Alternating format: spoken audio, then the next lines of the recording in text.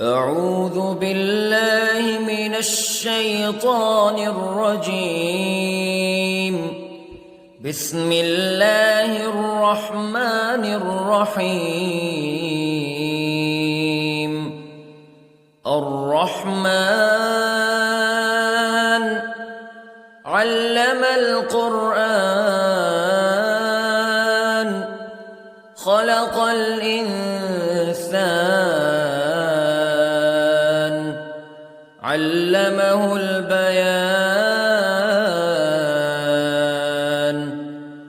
الشمس والقمر بحسبان والنجم والشجر يسجدان والسماء رفعها ووضع الميزان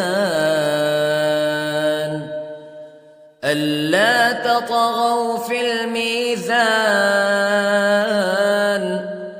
وأقيموا الوزن بالقسط ولا تخسروا الميزان. والأرض وضعها للأنام فيها فاكهة والنخل ذات الأكمام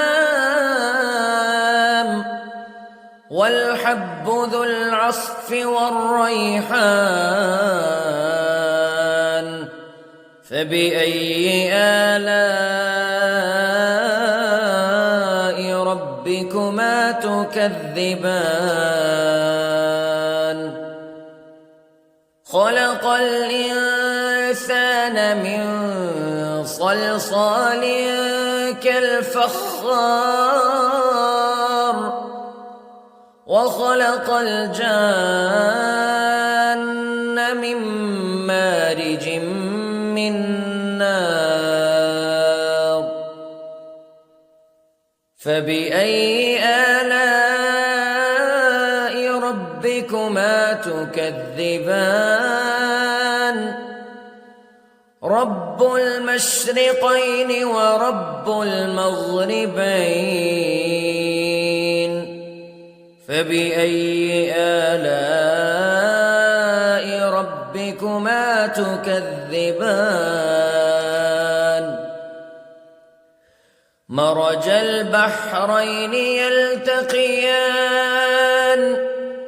بينهما برزخ لا يبغيان فبأي آلاء ربكما تكذبان. يخرج منهما اللؤلؤ والمرجان فبأي آلاء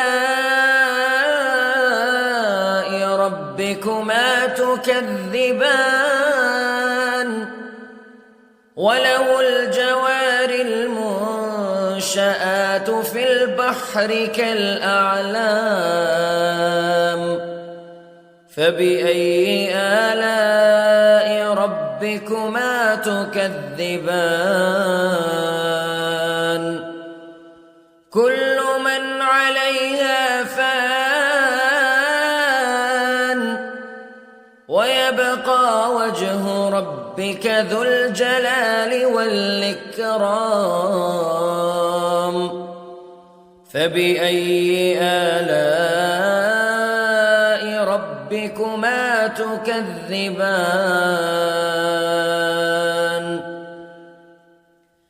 يسأله من في السماوات والأرض كل يوم هو في شأن فبأي آلاء ربكما تكذبان. سنفرغ لكم أيها الثقلان فبأي آلاء ربكما تكذبان.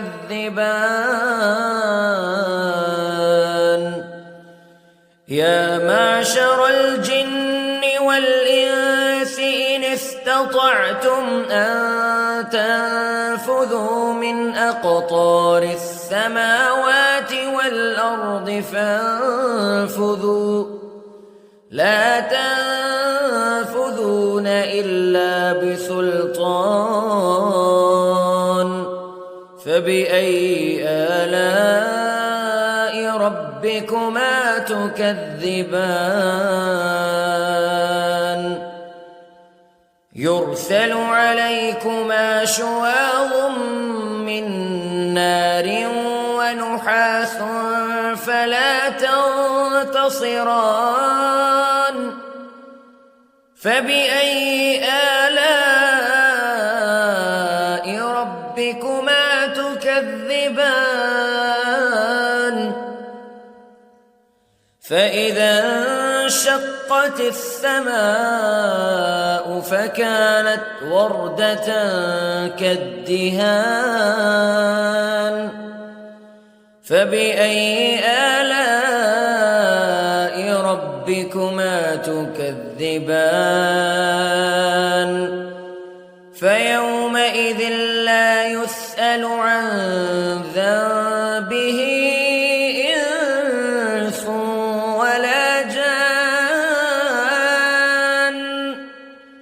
فبأي آلاء ربكما تكذبان يعرف المجرمون بسيماهم فيؤخذ بالنواصي والأقدام فبأي آلاء ربكما تكذبان هذه جهنم التي يكذب بها المجرمون يطوفون بينها وبين حميم آن فبأي آلاء ربكما تكذبان ولمن خاف مقام ربه جنتان فبأي آلاء ربكما تكذبان ذواتا أفنان فبأي آلاء ربكما تكذبان فيهما عينان تجريان فبأي آلاء ربكما تكذبان فيهما من كل فاكهة زوجان فبأي آلاء ربكما تكذبان متكئين على فرش بطائنها من استبرق وجنى الجنتين دان فبأي آلاء ربكما تكذبان فيهن قاصرات الطرف لم يطمثهن إنس قبلهم ولا جان فبأي آلاء ربكما تكذبان كأنهن الياقوت والمرجان فبأي آلاء ربكما تكذبان هل جزاء الإحسان إلا الإحسان فبأي آلاء ربكما تكذبان ومن دونهما جنتان فبأي آلاء ربكما تكذبان